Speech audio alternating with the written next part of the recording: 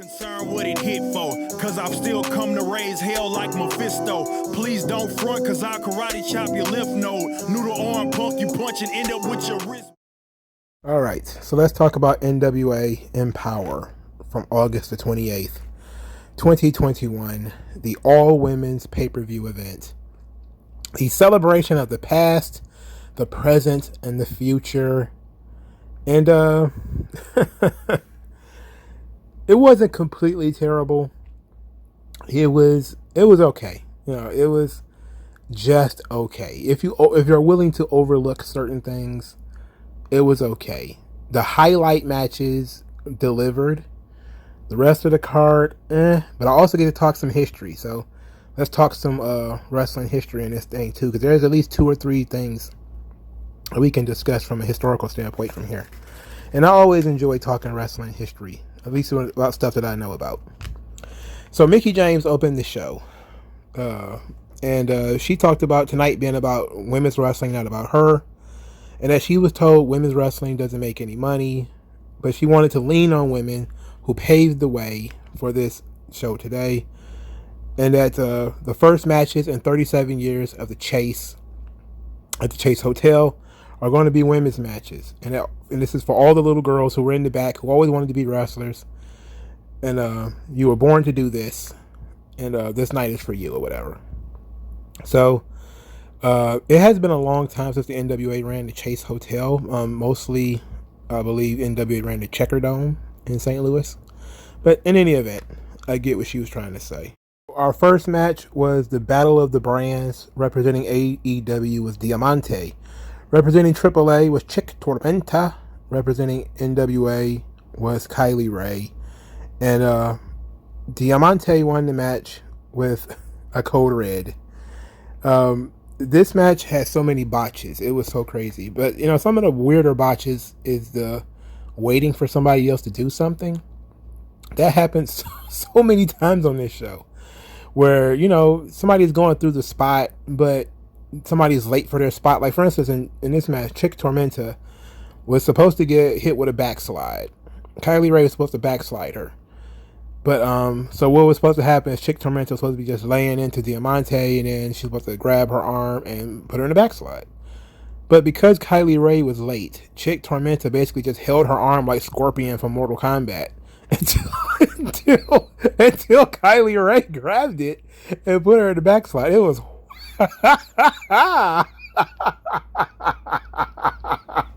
it was hilarious. Diamante won the match. She didn't win anything because this was for bragging rights. It was for nothing else. The second match was a tag team tournament match. It was the Hex, Allison Kay and Marty Bell, versus Hell on Heels, which is Sahara 7 and Renee Michelle. Now, Allison Kay, I am familiar with her from Impact, also Bloodsport, and various other things that she's done. I am definitely surprised she hasn't been picked up by AEW or NXT yet. She's actually not bad. Marty Bell, I've seen her in Impact too, I believe. I think she was in the Dollhouse with Mia Yim. I don't remember. I think she was in NWA for a little while too. Surprised she hasn't been picked up. Renee Michelle, of course, is the wife of Drake Maverick. She was on Raw for a little while, but that apparently didn't work out either. I've never seen Sahara 7 before. This was the match they gave me the most bloopers because the referee was like in the way. So she was like an old lady. Like, in addition to all of the wrestlers being female, all of the referees were also female. So they were also like a little slow getting to the counts, and this referee in this match was just in the way. Like she was in the way of so many spots. It was crazy. I did enjoy the finish in this match though, because it was the wheelbarrow pedigree. I don't know what they called it, but it was legitimately a dope finish, and I enjoyed it. But the match, I enjoyed the finish. I didn't really enjoy the match, though. Renee Michelle is actually better than I remember her being. I've seen her wrestle before. I think I've seen her wrestle in NXT, if I remember correctly. She was better in this match than I have seen her before. Marty Bell was pretty good as the babyface in Peril. And Allison Kay was Allison Kay. She's usually pretty solid. So the third match on the card, the Free Babes, a team that is compiled of all second-generation wrestlers, versus Red Velvet and Kylan King, a team representing AEW. So the free babes were Hollywood Haley J, who is just basically a white hood rat, which is a great gimmick. I've seen her in OVW. She's actually really funny. She was the manager for this team. The actual team was Jazzy Yang, who is the daughter of Jimmy Wang Yang, and Miranda Gordy, the daughter of Terry Bam Bam Gordy. Her brother, and I didn't know this, is Ray Gordy, who was Jesse from Jesse and Festus. So if you remember when Luke Gallows was Festus, his tag team partner is actually Miranda Gordy's brother. Also, Miranda Gordy, I'm almost certain, had a WWE tryout recently. And I guess nothing. Because she was actually pretty impressive in this match. She's a big girl, strong too. They lost, but she looked good. She was impressive at least. Jazzy Yang was her partner in this match. Red Velvet and Kylan King, they did what they could not to die. But Kylan King ended up winning by pinning Jazzy Yang, who is only 18 years old, as far as I think that's what they said. So she got pretty far at 18. So they did a backstage interview after Kylan King and Red Velvet won. Talked to the Hex, who again is Allison Kay and Marty Bell. And they talked about these being the first tag team championships in 28 years. The women's tag team titles were deactivated. The NWA women's tag team titles were deactivated a long time ago. I'll get into why in a second. You also had Marty Bell talking about the Dominican Republic's relationship with the NWA. And she talked about how, tonight she's going to win the tag team championship, and was going to be the first Dominican world champion officially from the NWA. No more asterisks this time. And what she's talking about is Jack Veneno winning the NWA World Heavyweight title from Ric Flair.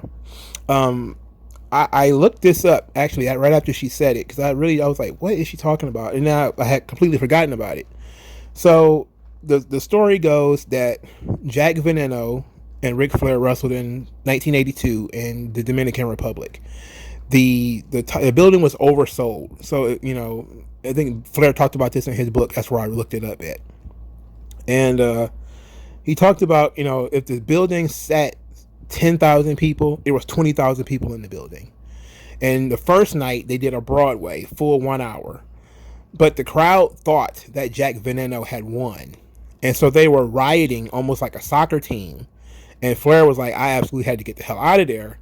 So even though the crowd didn't understand that Jack Veneno didn't win, he got the hell out of there and left the belt. So Jack Veneno tried to give him the belt back after the show. Flair wouldn't take it. So the next night, Jack Veneno came to the ring as the champion, technically. Well, he was just wearing the belt, even though he had not won it. And then pretty much what happened is the Dominicans were going to riot again, and Flair essentially laid down in the middle of the ring and let Jack Veneno pin him. Afterwards, they came up with a story to get out of this thing so that the NWA would not have to recognize Jack Veneno's title run. So what they did, they came up with this gimmick where Jack Veneno would refuse to defend the title outside of the Dominican Republic, and therefore he was stripped and never won the title in the first place, even though Ric Flair basically gave him the belt in order to stave off another riot, which is wild. It's wild. The crazy thing is, the second time when Jack Veneno really did pin Ric Flair for the belt, Jack Veneno gave Flair the belt. He basically, after the show, he gave him the belt back. The day before, Rick didn't take it. On the second time, Rick did take it. So they had to explain how Jack Veneno didn't have the belt anymore. And he said, Ric Flair says that he didn't know, he didn't ask. They came up with something. He got the belt and got the hell out of there. So that's what Marty Bell was fighting for, to really bring a real world championship to the Dominican Republic. And that's really fucking cool. And it's interesting because I had forgotten all about that. So then we got a heap and helping of Gail Kim. She came her ass out there and started talking about how she put 20 years of her life into wrestling. And now, all these young ladies and the fans get to reaping the fruits of her labor, and hopes that the fans appreciate the passion that they poured into this. This led to Taryn Terrell, Genocide, and Paola Blaze coming down to the ring. Of course, they were playing on the TNA Knockouts division here because you had Taryn Terrell being her very, very annoying on purpose. You know, basically like she has to be in her 40s and she's being like a high school mean girl. So it's like hilarious at the same time. But she talked about how, you know, everybody's there to see her, and that she said she told Gail, "You're welcome for all those matches we had and our legendary rivalry and everything. But there's only one room for one legend in NWA, and it's not you. So please, goodbye." And she just kept doing that, goodbye. And Gail would not leave. So then, of course, Terrence Terrell stick to Genocide and Power the Blaze onto Gail Kim before Gail Kim could really get, you know, beat up, because, you know, it took forever. Awesome Kong walked to the ring to a pretty good reaction. Awesome Kong came to the ring, made the save. It took forever. I mean, if this was anything like a real show, Gail Kim would have been, or should have been, beat into paste by the time it took Awesome Kong to get to the ring. You know, she really took her time. So from there we got Terrence Terrell fled without getting beat up. Awesome Kong bumped Genocide and Paula Blaze, and the crowd loved it. They really enjoyed that. Then Gail Kim and Awesome Kong had a moment where Awesome Kong said the only thing that can get her off her couch and away from ice cream bars was Gail, and that she's done, but she loves Gail, and thanked Gail for all the memories and everything. They were all choked up and crying. Gail Kim said they'll always have a special bond, and she loved her too, and they ended up hugging in the middle of the ring. It was real sentimental and playing off of the whole TNA Impact thing, which was really good. You know, I remember some of the matches that they had. It was really good. Some dipshit online though tried to rewrite history, like TNA kind of reinvented women's wrestling. They revolutionized women's wrestling. It's like they were so late. Like the only thing TNA did that was different from what WWE had already done, which is the crazy thing, right? Like people say like the women's evolution is basically a marketing gimmick. What they don't realize is there was women's wrestling taken seriously in the 80s, the 90s, the 2000s, and the 2010s. Just nobody gave a fuck. That's what I've been telling people this over and over again. You can go and see how Vince tried to push women's wrestling and women's wrestlers, and only when they were paired with celebrities did it really work. And that's talking about Wendy Richter and Cyndi Lauper. You know, that's when it worked. This was in 1983, 1984. This idea of pushing women as being equals somewhat to the male wrestlers is not new. You know, it wasn't new. It wasn't even a new creation. I mean, it wasn't even revolutionary for its time, because a year or so before that, you had Trish Stratus and Mickie James at WrestleMania 22, which was before Gail Kim and Awesome Kong. That was like a year or two before their feud. You know, so while you did have your Kelly Kellys and those kinds of people in the women's division, WWE had been trying to make the women's division work over the last 30 fucking years. It just did not stick. Nobody wanted to see that shit. And then there's still a great deal of people today that don't want to see it. But I think people are more invested in it now than they were. And you can do both. You can have bras and panties matches and women's having real matches too, because men can do it. If a tuxedo match could be on the same show as a very serious NWA World Heavyweight title match, that when guys are getting beaten to death and steel cage matches and stuff like that, guys getting put in chicken suits and stuff like that, you can have a evening gown match and a serious women's match on the same card.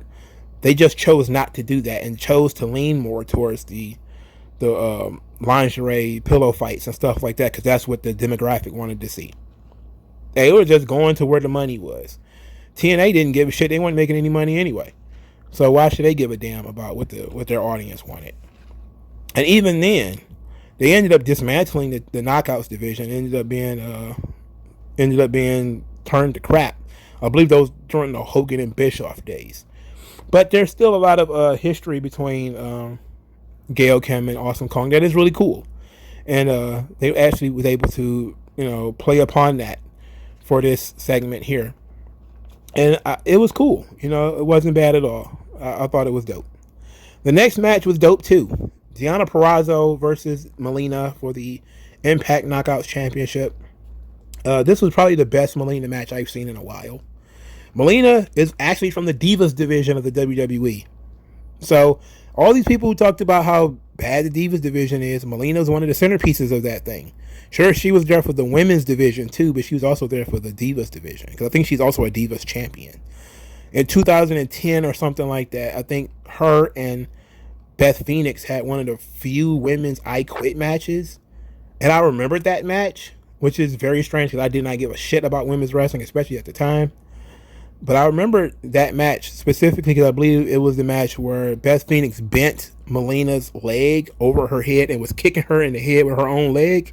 It was the wildest thing in the world. That's why I remembered it, and that was in 2009, 2010, back when, they didn't take women's wrestling seriously, had a women's I Quit match.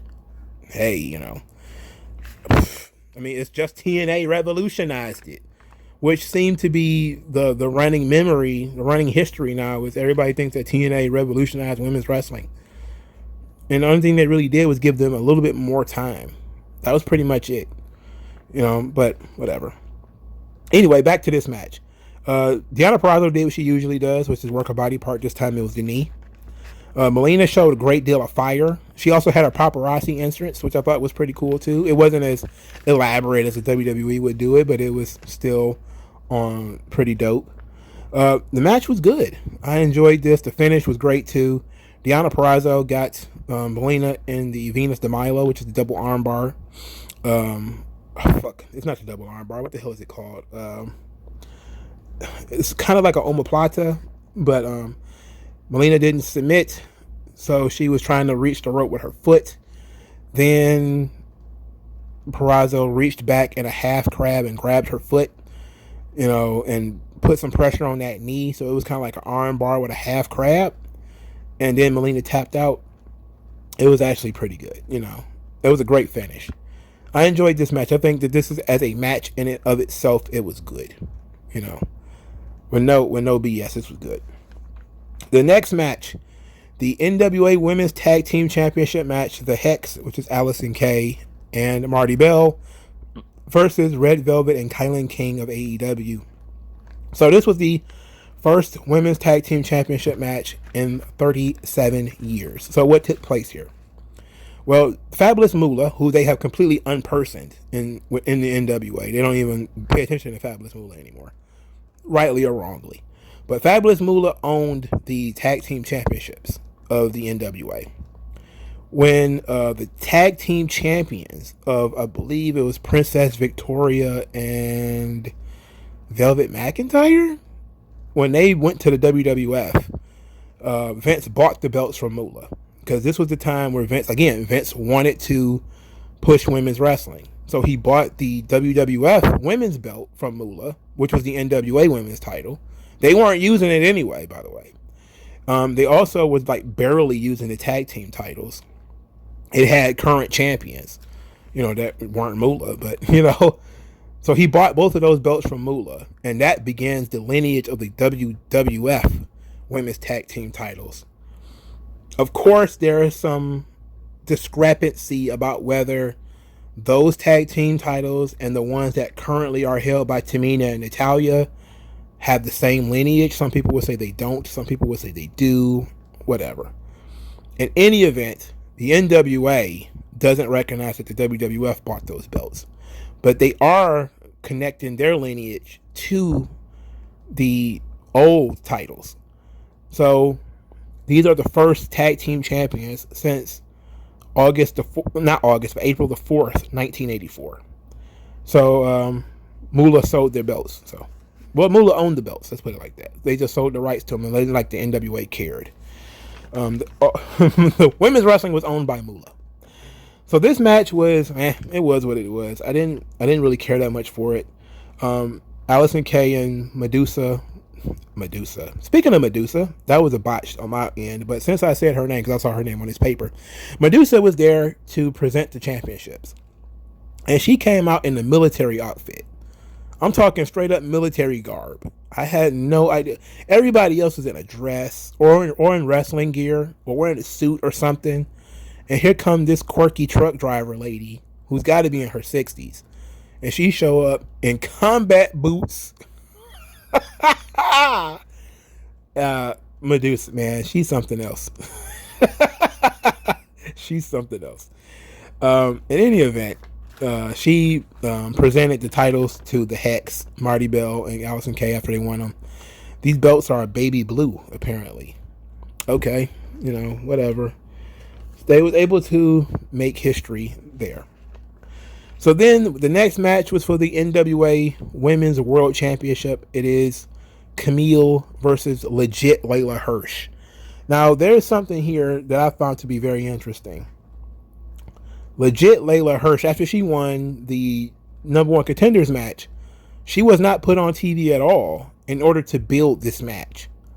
So what she did, and I'm glad somebody retweeted it, is that she did promos for Twitter, directly to Twitter, to cut promos for this match to promote it, because she was never given a platform to promote the match. They promoted Camille, they didn't promote Layla Hirsch. In any event, she cut this promo about standing in front of a brick wall, because Camille's giving because she's the brick house. So I didn't know Layla Hirsch spoke perfect English either. People always talked like she was really like straight from Russia, but her English is perfect. And she slapped on the wall and said, "This is brick. I can't go through this.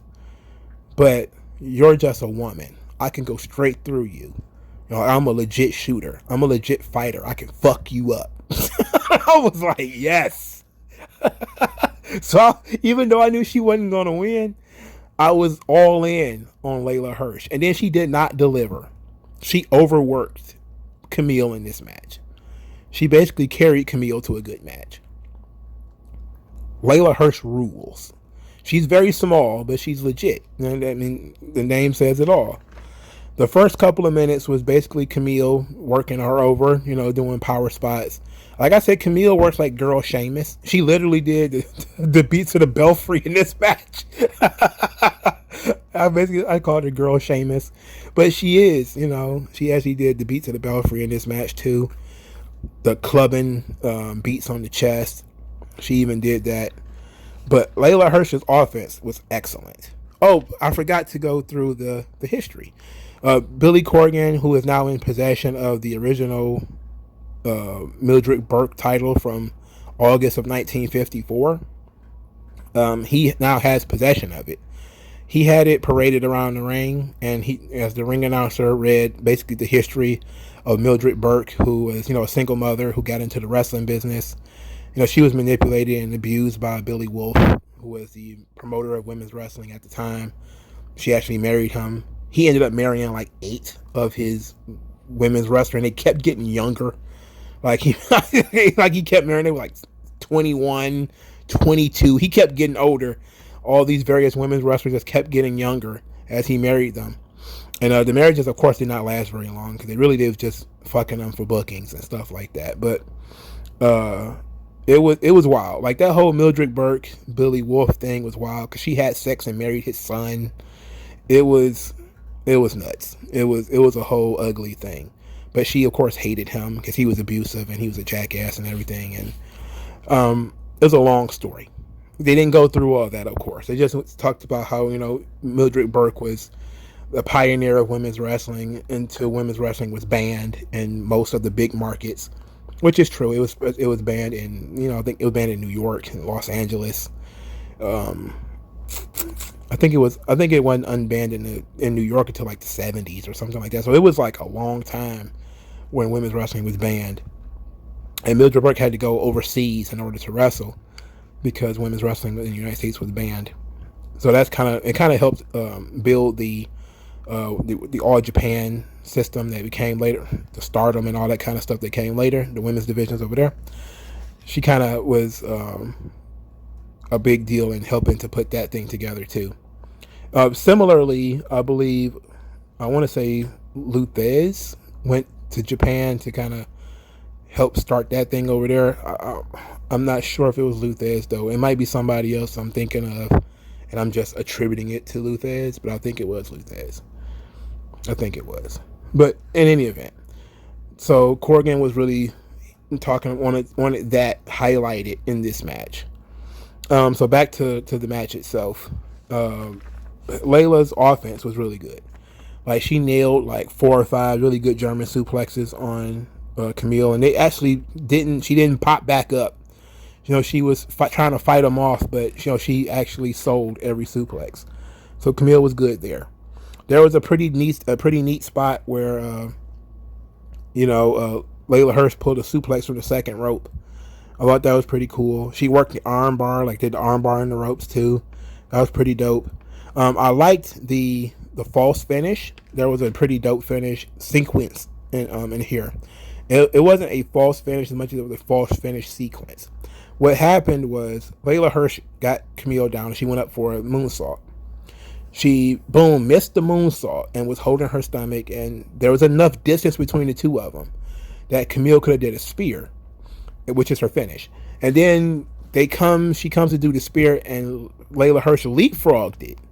And I was like, oh, that was a great hope spot.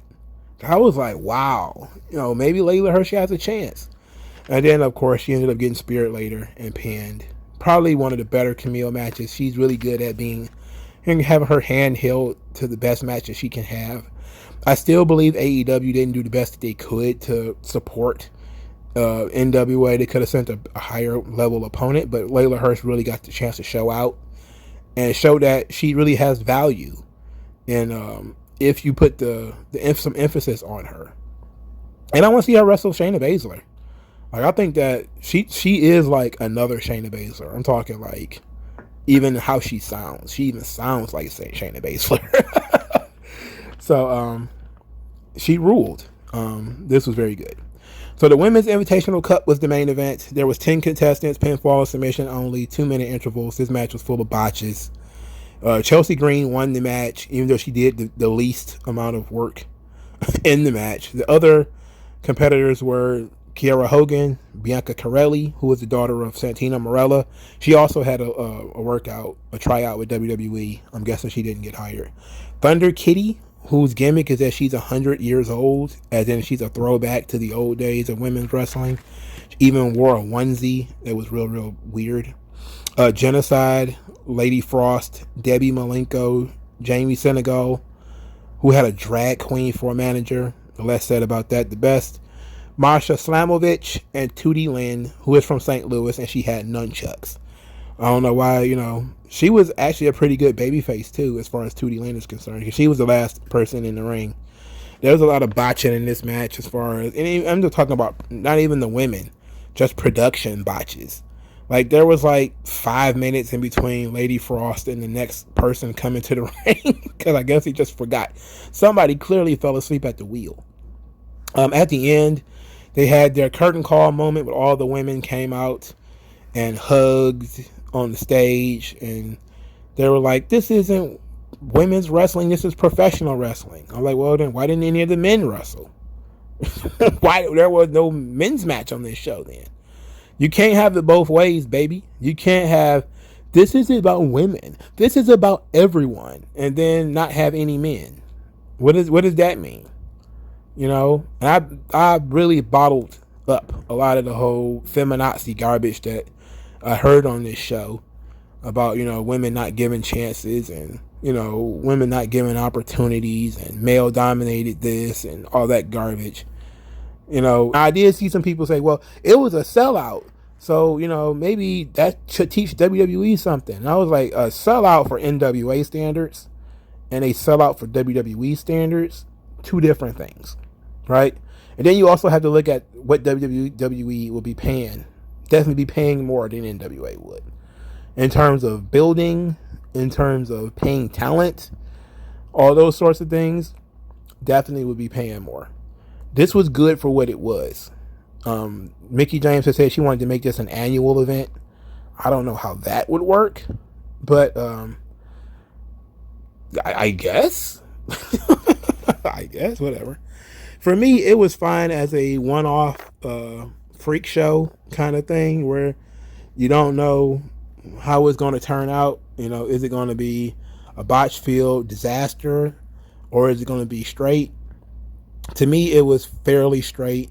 They did a good job of doing the whole past, present, and future thing, but some of the emotional beats of the show, like Marty Bell winning the title and being the first Dominican champion, the resurrection of the women's tag team titles, you know, the Gail Kim, Awesome Kong thing, like those are things you can't do twice. You know, you can't do those things twice. And I think the more you do them, the less special they become.